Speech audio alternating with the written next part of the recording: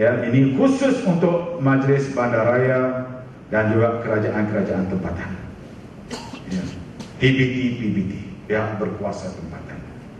Ingat, tahun sudah saya memberikan simple arahan ini. Tuan-tuan masih ingat apa dia? 5 benda yang saya bagi tahu. Saya ulang dan saya harap ianya akan diteruskan, diberikan perhatian ini. Konsep-konsep tadi saya sebut, ingat spesifik benda yang saya harap kepada MBI dan PBT berilah perhatian kepada 5 perkara penting yang saya sebutkan tahun sudah. Yang pertamanya, rumput mesti dipotong. Kedua, sampah sarap perlu dikeluarkan, diangkut, dibersihkan. Ketiga, longkang dan parit perlu dibersihkan daripada sumbat-sumbatnya. Keempat, landscape keindahan perlu dipertingkatkan. Kelima, lampu jalan perlu diceriakan, dicerahkan, supaya bila MB lalu orang nampak MB.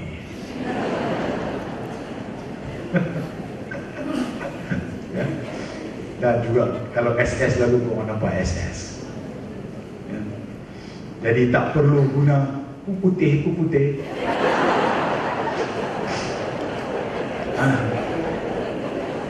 Rasa terhina betul lah.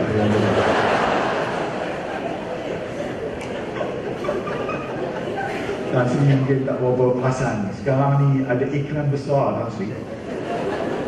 Dia pun buat iklan barang jual. Bagaimana nak ubah kulit jadi putih.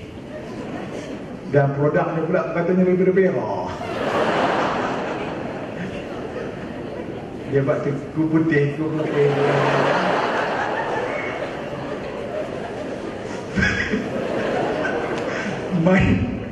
Main dengan os bubur tepung muka dah.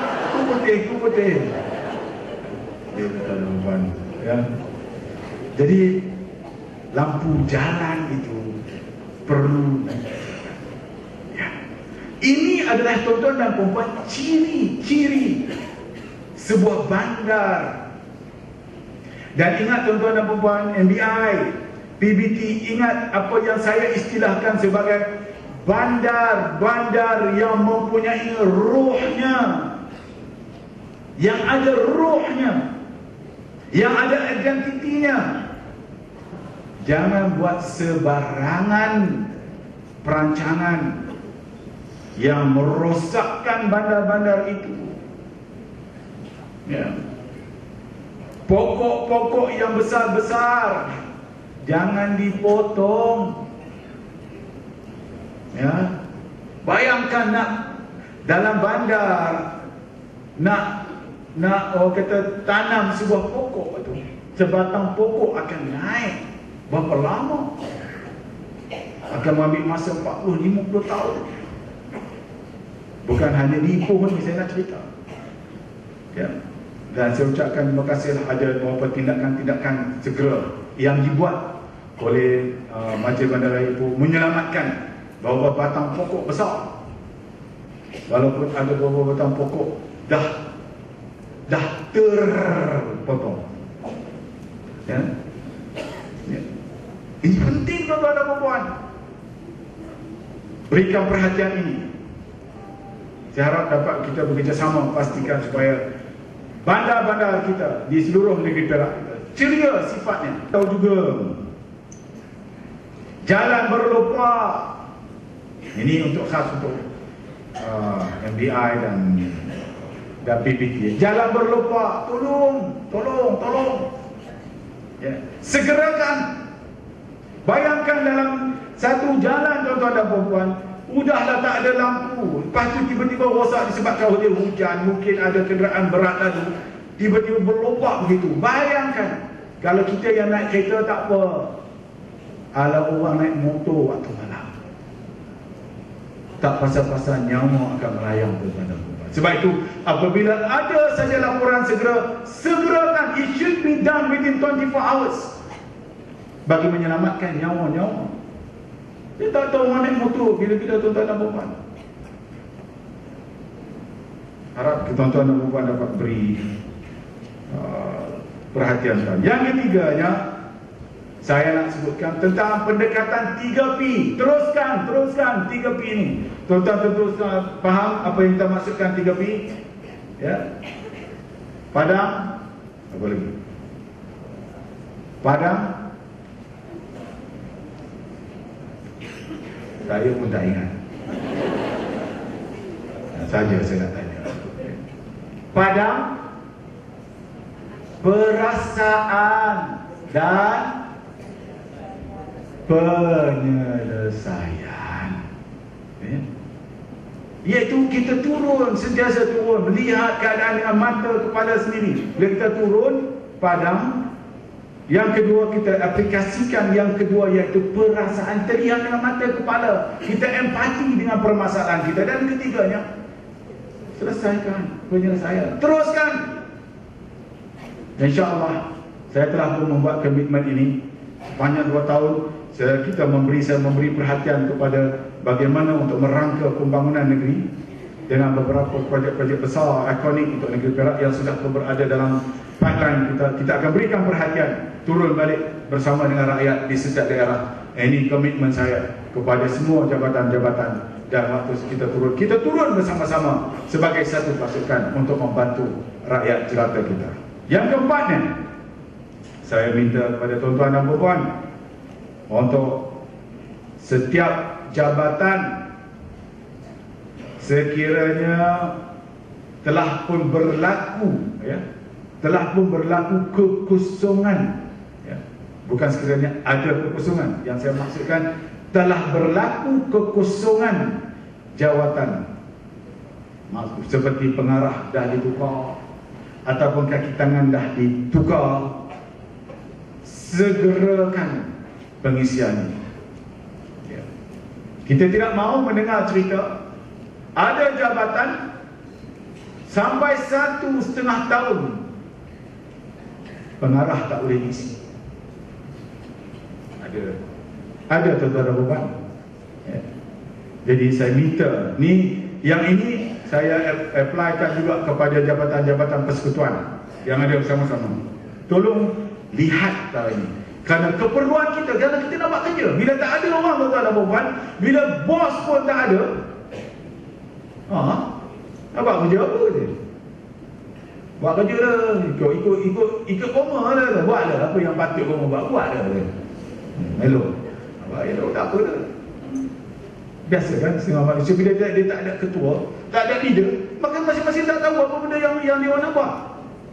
Yang ke-5nya, tuan-tuan dan puan, tolong semak kualiti kerja kita, khususnya kualiti kerja infra kita. Ya, yang ini penting. Saya lihat kualiti kerja infra kita ni, kita perlu beri perhatian. Saya bagi contoh umpamanya, baru-baru ini Yang Amat Berhormat Timbalan Perdana Menteri pergi melihat mangsa banjir di Pos Kemang. Wabi Salbiah ada, Pak Tok Tamizi ada.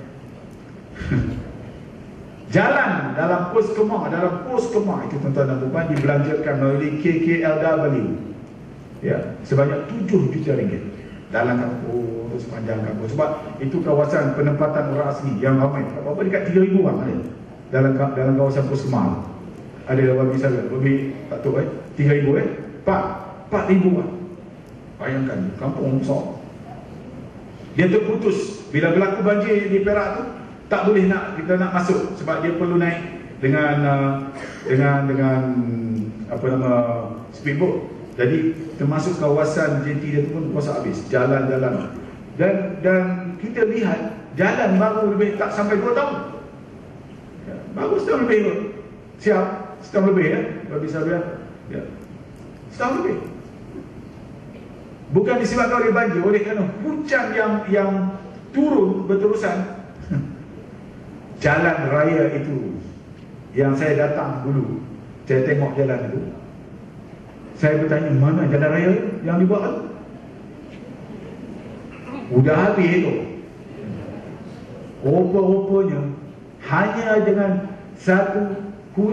dengan hujan yang besar, dia sapu habis semua itu. Rupanya saya cek tengok, dia punya ketebalan macam tu. Bayangkan tuan-tuan. Saya tidak mahu mengatakan berlaku apa-apa, cuma kita kena lihat. Sebab sekarang ni tuan-tuan dan puan, rakyat pandai. Dia mau kata apa benda ni? Dan orang asli, jangan anggap orang asli ni kata-kata orang asli tak pandai apa semua tu. Tengok tu, pengarah perikanan negeri Perak tu orang asli tu, Dr. Wah Sofian. Mangga. Kalau pelepasan tak payah kita datang. Ni nak bagi tu, tengoklah tu, tak jalan tu, bahaya. Tengoklah tu, tengok. Tak ada apa dah. Nampak? Jangan anggap dia orang, ya, mereka tahu ya, apa yang berlaku sebenarnya. Dan begitu juga tempat-tempat yang lain. Umpamanya pengajaran besar daripada banjir ni, kita lihat bagaimana kualiti kerja yang kita buat, jambatan yang kita buat. Negeri Perak mungkinlah tak terasa sangat. Ada negeri-negeri lain, jambatan yang merentasi sungai tu dibelanjakan ratusan juta, baru kita tahu. Mungkin bukan salah dari segi kualiti, tetapi mungkin kita tidak memikirkan bahawa apabila berlakunya satu bencana yang besar, menyebabkan jambatan yang begitu kuat sekalipun boleh runtuh. Memang aspek-aspek ini mungkin memberi pengajaran kepada kita. Jadi saya minta kepada semua jabatan, tolong siasat dari segi kualiti kerja kita, termasuk dewan yang kita buat. Jangan sampai dewan-dewan akhirnya runtuh disebabkan oleh angin puting beliung yang berlaku, umpamanya di kawasan Krian ya, yang seringkali berlaku.